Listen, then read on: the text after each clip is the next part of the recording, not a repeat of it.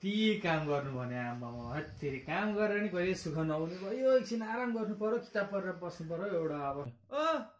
खेचा के खेचा खेचा के छका छ को छका म्याम पका छका हैन के छका छ भनेको के हो तँ भने त्यो भनेको तिमी खेचा भनेको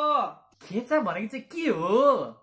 त्यो भनेको चाहिँ तिमी लोभी बाहुन भनेको के त मुला ज्यापु ए हालमटे सुँगो छ च्याडेको हजुर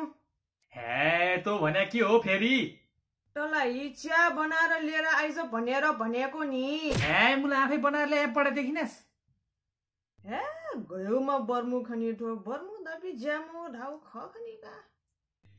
के भन्छ यो फेरि के भनेको के त्यो तिमी बाहुनहरू एकदम राम्रो हुन्छ भनेर भनेको नि सिउमको टाउमको बन्टाउ गाउँमको हे यो ज्यापुलाई त कसैले सक्दैन भने के भन्छ के भन्छ यार ओ बर्मु गुली बाजु ल ओ ज्यापु त्यो गुलीले ढुकी के छाडा बोले हा हे कसले छाडा बोडेर ल्यायो के गुली भने त कति बजेर ल्यायो भनेर सोधेको नि बर्मु यसलाई त म यसको दिमाग खानु पर्यो के ल ज्यापु तातो तातो तिन तेल भनेर देखा त त्यो जाबोकले भन्न जाँदैन र ल भन्न भन्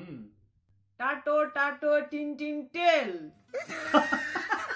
यो ज्यापु भने त ज्यापु नै हुन्छ यार तलाई ट गर्छ